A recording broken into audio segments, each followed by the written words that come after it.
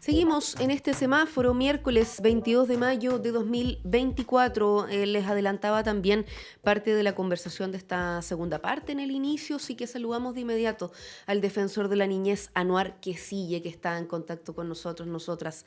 Bienvenido. Hola Diana, buenos días. Muy buenos días y la idea es poder conocer más detalles de este diagnóstico sobre la situación de derechos de niños, niñas y adolescentes, bueno, que ha sido dado a conocer hace algunos días y quizás hacer la siguiente propuesta, conocer primero cómo fue la metodología o el contexto en que finalmente se decide hacer este diagnóstico. Bueno, yo creo que, claro, antes de empezar a dar cuenta de los Sí. datos que arroja este diagnóstico de la Defensoría, creo que la pregunta que tú formulas es muy relevante porque creo que es importante saber la forma en que los datos que finalmente salen a la luz Ujú, pública son trabajados por parte de la Defensoría. Lo que ocurre, y esto es uno de los temas que la Defensoría de la Niñez ha ido identificando a lo largo de los años, es que las instituciones del Estado tienen la facilidad de poder generar información específicamente en las áreas para las cuales están mandatadas. Eh, Sin embargo, por temas de contingencia, por tiempo y por recursos, cuesta mucho que las instituciones puedan cruzar sus mm, datos o sistematizarlos para tener información clara que dé cuenta de un problema, ¿no? Y eso ha sido un tema que fue advertido por la Defensoría y precisamente a raíz del trabajo que realiza constantemente el Observatorio de Derechos de la Niñez de la Defensoría, este diagnóstico de la situación de los derechos de niños, niñas y adolescentes se realizó precisamente en base al análisis, al cruce de datos y a la sistematización de información en distintos temas que nosotros denominamos ejes de derechos, ujú. para justamente saber cómo estamos actualmente. Es una foto, ¿verdad?, al sistema de niñez y adolescencia en Chile, que en definitiva nos hace reflexionar acerca de aquellos desafíos a los cuales estamos llamados a cumplir, ¿verdad?, como Estado y en general como sociedad. Mm.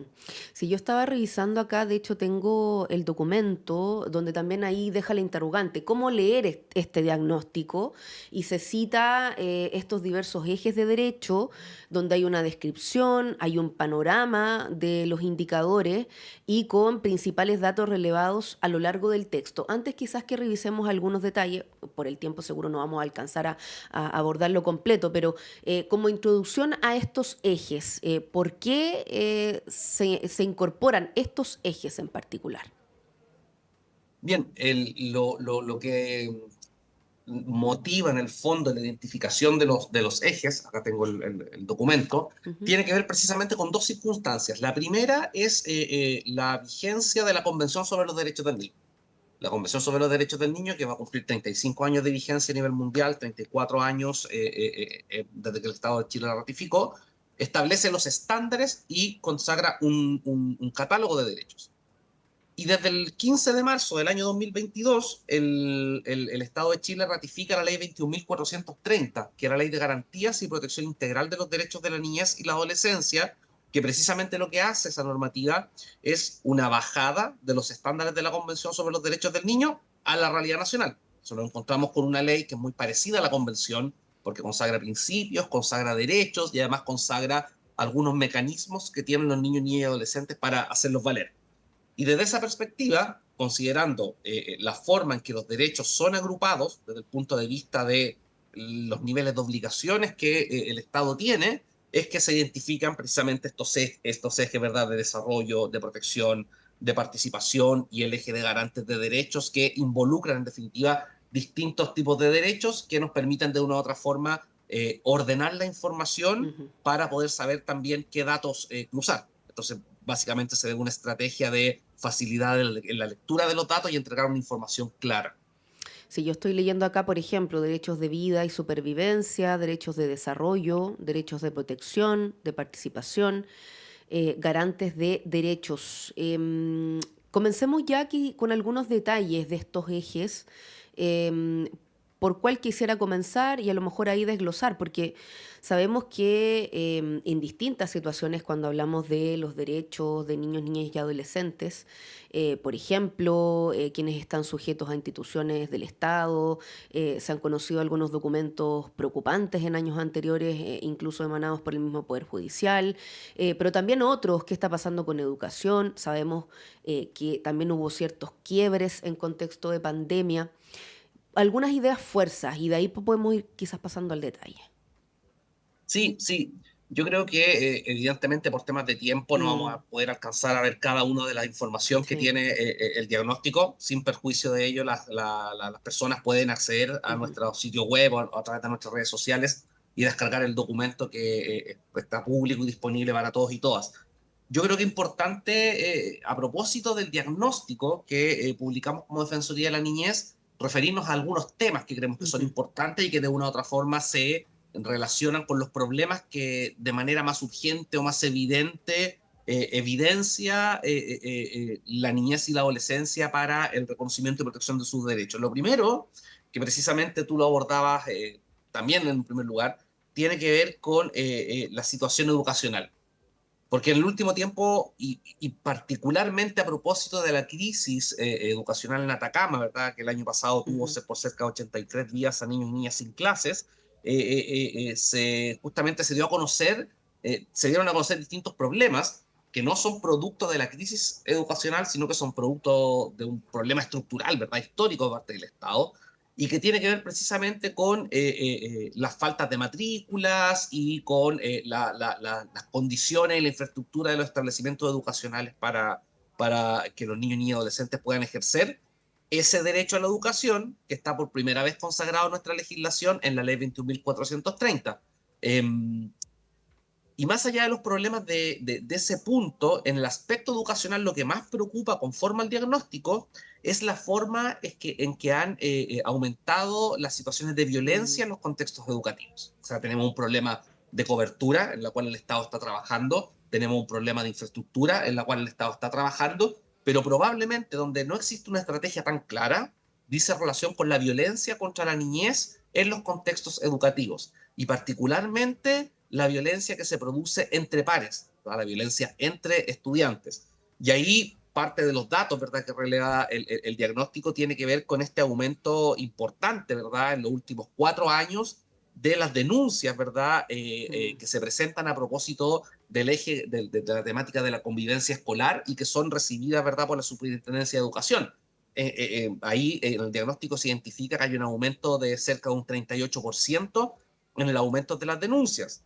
Esto podría leerse de dos perspectivas. La primera es que efectivamente los mecanismos de denuncia están siendo más Ujú, conocidos y la claro. gente está recurriendo en mayor medida a la superintendencia, pero lo que claramente representa un problema es que tenemos una tasa importante de violencia en los establecimientos educacionales que no solamente está dada por el bullying o por la violencia física al interior de los colegios, sino que está dada también por formas de violencia que se dan en el contexto del uso de las tecnologías de la información y las comunicaciones. El ciberbullying, el acoso online, el uso de las redes sociales, ¿verdad? El sexting, sextortion, el grooming, son situaciones que en definitiva han repercutido de manera negativa en la garantía del derecho a la educación y por otra parte el ejercicio o la protección de la niñez frente a toda forma de violencia. Yo creo que ahí tenemos un tema que es importante y para lo cual el Estado debe generar estrategias que son relevantes.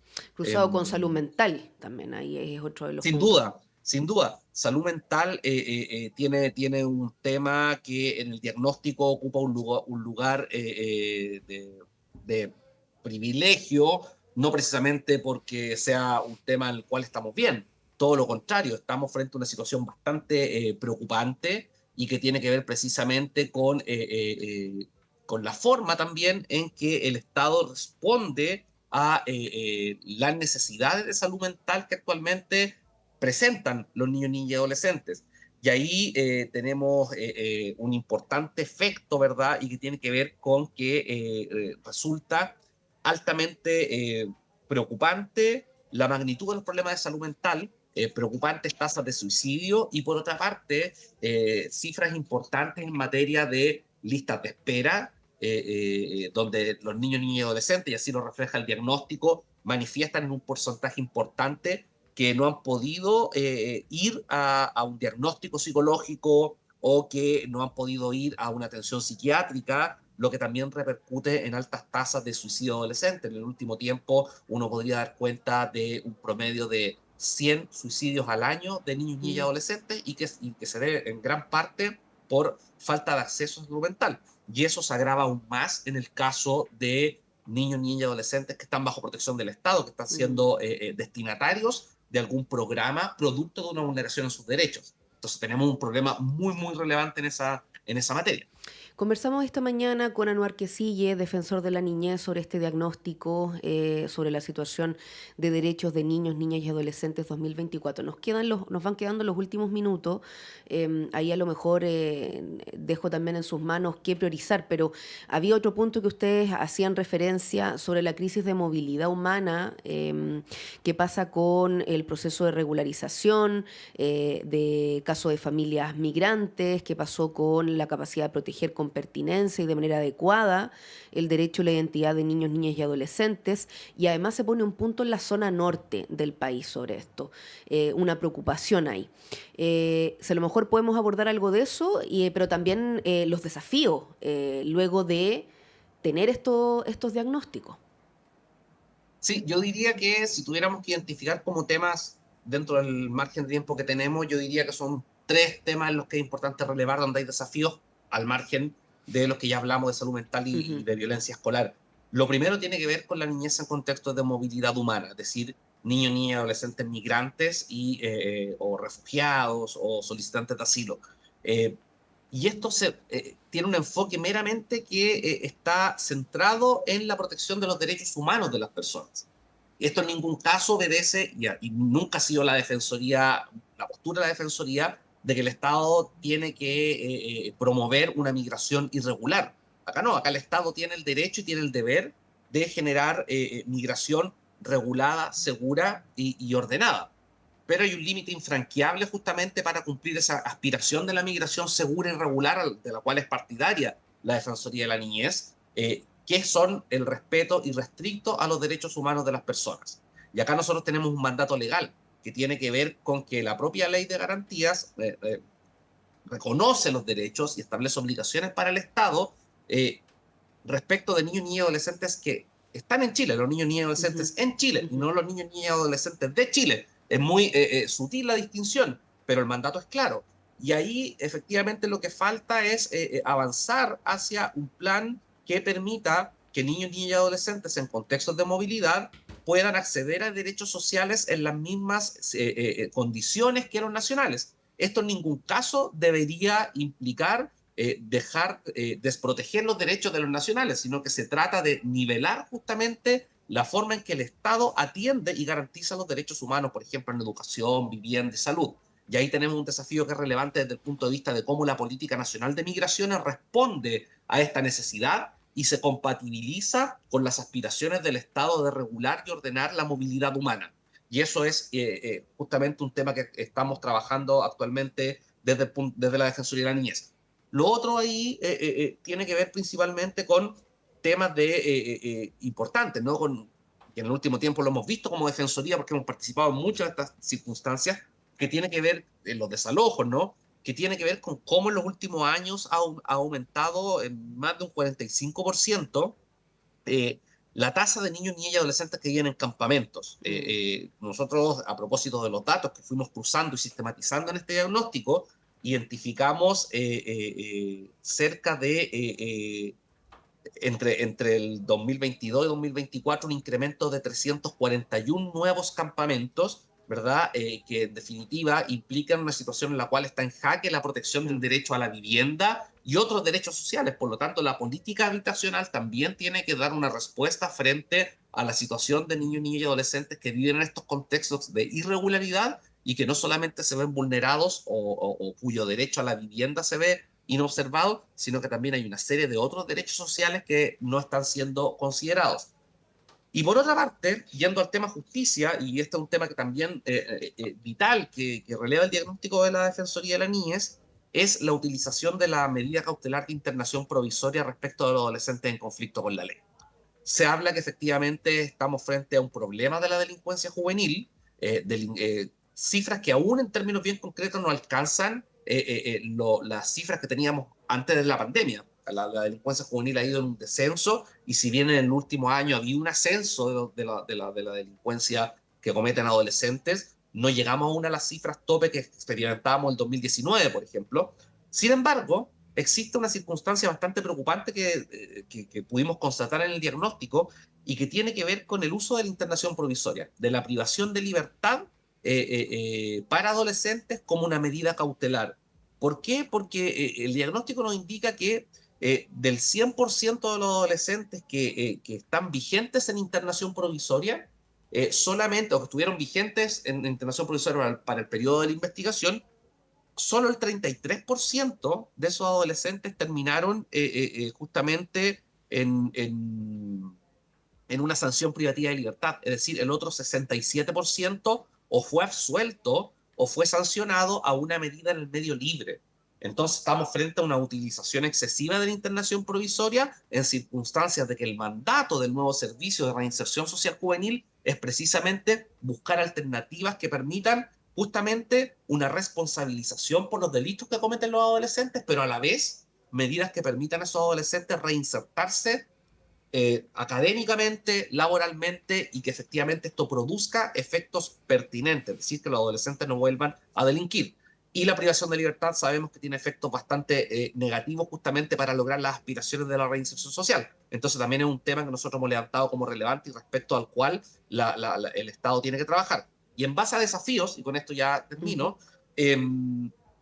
existe un desafío en primer lugar de poder trabajar toda esta situación, este diagnóstico de manera transversal. Acá los temas de justicia no los va a resolver solamente el Ministerio de Justicia Claro. o la Fiscalía o el Ministerio Público o los jueces.